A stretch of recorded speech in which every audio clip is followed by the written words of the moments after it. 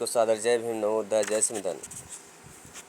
आज हम तथागत के उस मूल सिद्धांत पर चर्चा करेंगे जिस पर उनका सारा धम्म टिका हुआ है, प्रज्ञाशील और समाधि। प्रज्ञा यानी सम्यक दृष्टि, सम्यक संकल्प, सम्यक वाणी, सम्यक कर्मांत, और दूसरा शील यानी सम्यक आजीविका, सम्यक व्यायाम, और तीसरा है समाधि यानी सम्यक स्मृति और सम्यक समाधि। जिसमें पहला है सम्यक दृष्टि।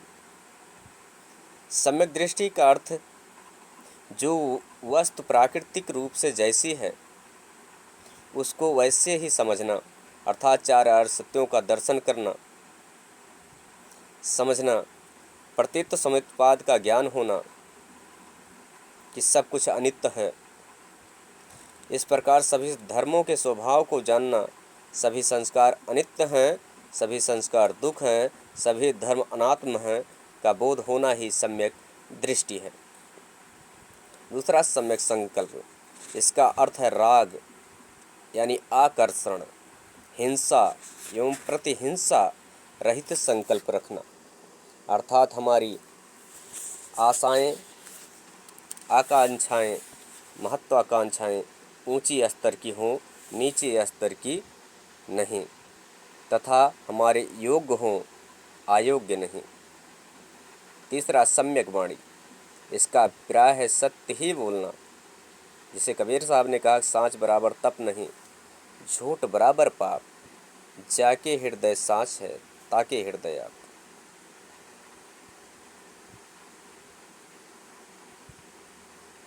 दूसरों की बुराई न करना यानी बुरा खोजन मैं चिल्ला, बुरा न मिलियो कोई, जो जग ढूंढा आपनो, मुझसे बुरा न कोई। दूसरों के बारे में झूठी बातें न फैलाना, किसी के प्रति गाली गलौज या कठोर वचन न बोलना, दूसरे शब्दों में यानी विनम्र वाणी का प्रयोग करना कि मधुर वचन है औषधि, कटुक वचन है तीर, और परमार्थ के कारण साधुन धरा शरीर। बुद्धि संगत सार्थक उद्देश्यपूर्ण वाणी को व्यवहार में लाना और बेकार की मूर्खतापूर्ण बातों से बचना। धम्मान अनुकूल बातों को बोलना। सम्यक वाणी का व्यवहार न किसी भय की अपेक्षा करता है, न किसी के पक्षपात की, उसका किसी के निजी लाभ अथवा हानि से कोई तात्पर्य नहीं होता है। चौथा सम्यक कर्मांत। सम्यक कर्मांत हमें कुशल व्यवहार की शिक्षा देता है जिससे किसी दूसरे व्यक्ति की भावनाओं और अधिकारों को क्षति न पहुँचे तथा हमारे कार्य का समन्वय जीवन के मुख्य नियमों से अधिक हो। जीव हिंसा, चोरी तथा मिथ्याचार रहित कर्म करना ही सम्यक कर्मांत कहा जाता है। पांचवा सम्यक आजीविका। सम्यक आजीविका इस प्रकार की होनी चाहिए कि जिससे किसी की हानि न हो, न किसी के प्रति अन्याय हो। सामान्यतः हमें हथियार का व्यापार, प्राणी का व्यापार, मांस का व्यापार, मद्य का व्यापार तथा विष का व्यापार नहीं करना चाहिए। छठा है सम्यक व्यायाम। सम्यक व्यायाम का उद्देश्य इंद्रियों पर संयम रखना, बुरी भावनाओं को रोकना, अच्छी भावनाओं को उत्पन्न करने का प्रयत्न करना, अच्छी भावनाओं को बराबर कायम रखना। और सम्यक स्मृति। सम्यक स्मृति का अर्थ है कि मन की सतत जागरूकता के द्वारा मन में उत्पन्न अकुशल विचारों को सदैव स्मरण रखना। काया, वेदना, चित्त, मन की उचित स्थितियों का ज्ञान, उसके मलिन होने एवं क्षण विध्वंसी, क्षण भंगुर होने का ज्ञान रखना सम्यक स्मृति है।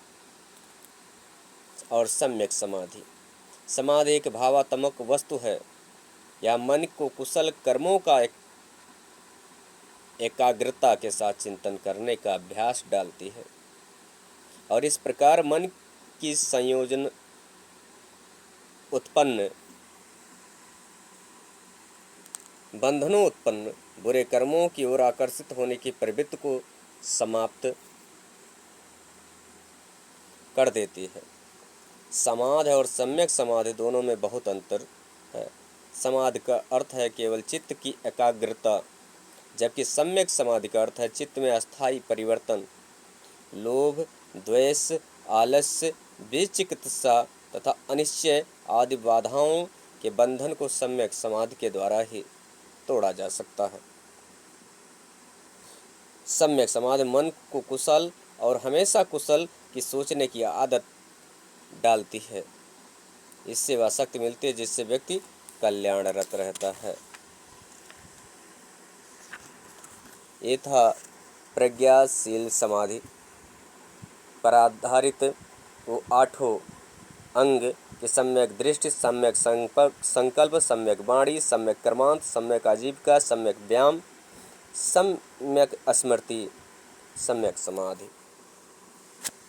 सबको पुनः सादर जय भीम। नमो बुद्धाय। जय संविधान। जय